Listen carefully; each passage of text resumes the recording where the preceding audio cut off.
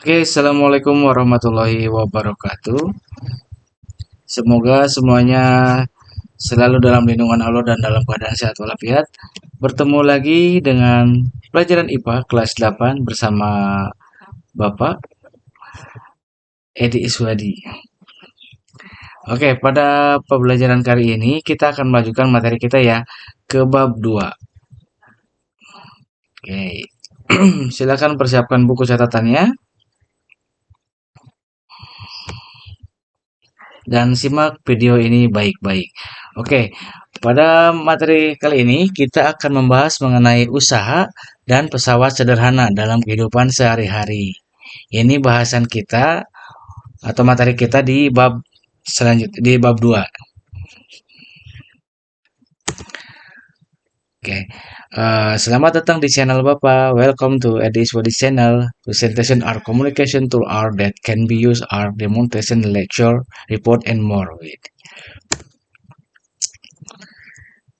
Oke, untuk di bab 2 ini kita akan mempelajari yang pertama itu usaha ya, yang keduanya pesawat sederhana, yang ketiganya prinsip kerja pesawat sederhana, lalu ada absensi harian, tugas harian, dan ulangan harian. Untuk absensi harian seperti biasa silakan kalian tulis di kolom komentar nama dan kelas kalian. Ya, nanti Bapak pindahkan atau Bapak salin ke absen Bapak. Tapi yang belum mengikuti absen di video sebelumnya, silakan segera isi sebelum bulan ini habis. Nanti Bapak rekapnya akhir bulan untuk absensi. Oke, untuk pembelajaran kali ini di bab 2 ini ya kita masih melanjutkan dari bab pertama, yaitu kalian nanti akan mempelajari jenis-jenis pesawat sederhana, penggunaan pesawat sederhana dalam kehidupan sehari-hari, serta prinsip kerja pesawat sederhana pada sistem gerak. Jadi pesawat sederhana di sini bukan berarti pesawat yang bisa terbang ya, tetapi alat yang digunakan untuk memudahkan usaha manusia. Itu yang dimaksud dengan pesawat sederhana. Jadi imajinasi kalian jangan berharap, jangan berpikir bahwa pesawat itu sesuatu yang bisa terbang gitu ya. Kita lanjutkan. Oke, di buku IPA kalian bisa dibuka di bab 2 ya. Sudah jelas di sana bab 2 usaha dan pesawat sederhana dalam kehidupan sehari-hari. Jadi sebagai pembukaan untuk materi ini, pesawat sederhana merupakan alat-alat sederhana yang digunakan untuk mempermudah usaha manusia. Nah, seperti gambar yang kalian bisa lihat di bab 2 itu, ada orang yang lagi membawa banyak sekali kelapa sawit menggunakan gerobak. Nah, gerobak tersebut merupakan salah satu contoh pesawat sederhana. Jadi, memudahkan orang tersebut dalam membawa kelapa sawit tersebut. Tanpa menggunakan gerobak, mungkin dia hanya bisa membawa satu satu kelapa sawit, tetapi dengan gerobak gerobak tersebut dia bisa membawa banyak sekali kelapa sawit, seperti itu. Oke, ini peta konsep materi yang akan kita bahas pada pertemuan di bab 2 ini. Yang pertama, usaha usaha dan pesawat sederhana dalam kehidupan sehari-hari itu meliputi berarti usaha dan pesawat sederhana ya.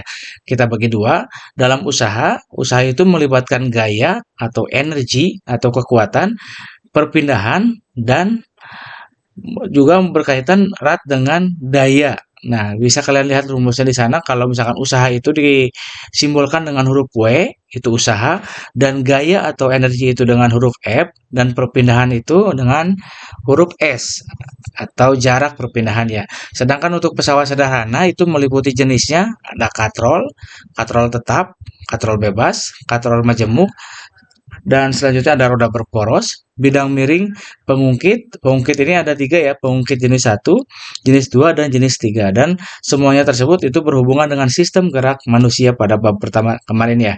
Jadi semuanya berhubungan dengan sistem gerak manusia. Ini peta konsep yang akan kita pelajari pada bab 2 ini. Oke, dari mulai usaha atau bahasa Inggrisnya effort. Usaha berkaitan erat dengan energi. Energi adalah kemampuan untuk melakukan usaha atau kerja. Jadi, usaha itu harus atau memerlukan energi. Tanpa energi usaha tidak bisa dilakukan. Ya, seperti itu maksudnya. Usaha merupakan energi yang disalurkan gaya ke sebuah benda sehingga benda tersebut bergerak. Itu yang disebut dengan usaha. Jadi ada perubahan posisi pada benda yang diberikan gaya atau energi tersebut. Itu yang disebut dengan usaha. Kita bisa gambarkan pada delman seperti gambar di samping. Delman itu ditariknya dengan kuda ya, seperti kebanyakan di kota Kuningan itu sama delman seperti itu. Jadi jika kuda menarik kereta atau delman tersebut mengakibatkan kereta berpindah tempat, maka dapat dikatakan kuda melakukan usaha. Mengapa kuda mampu menarik kereta? Karena kuda itu pasti memiliki energi. Jadi kalau kudanya tidak memiliki energi, sudah capek, sudah lelah, dia tidak akan menarik delman tersebut. Jadi dia kenapa bisa menarik atau memindahkan kereta delman tersebut? Karena kuda tersebut memiliki energi seperti itu. Oke, hubungan antara usaha, gaya, dan perpindahan. Usaha berkaitan dengan gaya dan perpindahan. Jadi, usaha terjadi jika gaya yang bekerja pada suatu benda mengakibatkan benda itu berpindah tempat. Itu dikatakan usaha. Jadi, kalau misalkan benda tersebut tidak berpindah tempat, berarti tidak dikategorikan sebagai usaha. Tetapi kalau misalkan benda tersebut berpindah walaupun cuma 1 mili saja pindahnya dan dilakukan dengan gaya, itu dikatakan usaha.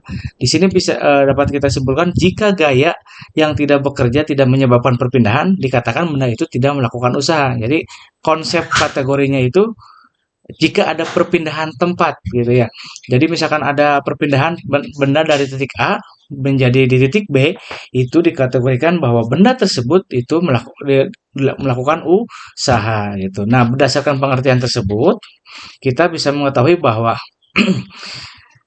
jika pada sebuah benda bekerja itu gaya F ya dinamakannya hingga benda itu berpindah sejauh jarak berpindah itu S, besar usaha merupakan hasil kali antara gaya dan perpindahan. Jadi kita bisa rumuskan bahwa usaha itu sama dengan gaya dikali jarak pindah benda tersebut. Jadi W sama dengan F kali S. Dengan keterangan di bawahnya W itu usaha ya dalam keterangan Joule dalam satuan Joule, lalu gaya atau energi tadi itu dalam satuan Newton dan perpindahan itu dalam satuan meter. Jadi misalkan masih dalam sentimeter berarti kita rubah dulu ke dalam meter satuannya. Itu untuk rumus usaha. Di sini dicontohkan di samping 1 joule sama dengan 1 Newton kali 1 meter. 1 kali 1 itu kan 1. Jadi ini rumus yang kalian bisa gunakan untuk menghitung usaha.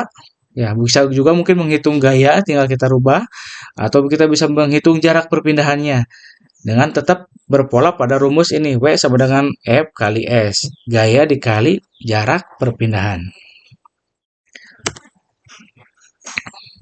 Oke, contoh soal. Sebuah balok berada pada lantai licin dan ditarik oleh gaya sebesar 40 Newton.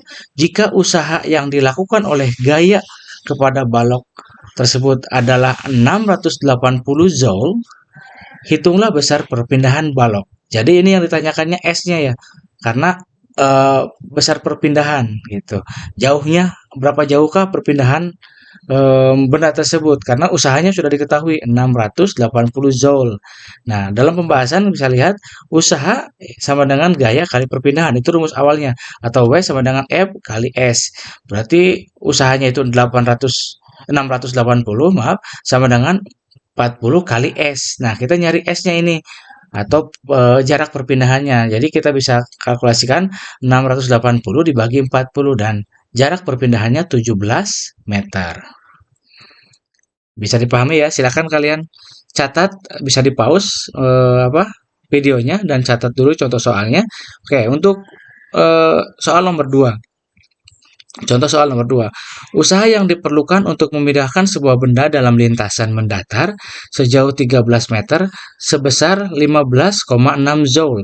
Tentukan besar gaya. Ini yang carinya gayanya atau energinya. Tentukan besar gaya yang harus diberikan pada benda tersebut. Ya, jadi ini jaraknya sudah diketahui 13 meter, lalu besaran usahanya 15,6 Joule, lalu yang dicarinya ini gayanya atau energi yang dibutuhkan untuk memindahkan benda tersebut. Oke, kita langsung ke pembahasan. Kita masih masuk ke rumus awal ya. Usaha sama dengan gaya kali perpindahan atau W sama dengan F kali S. Oke, usahanya 15,6 Joule tadi ya sama dengan F karena F-nya gayanya belum diketahui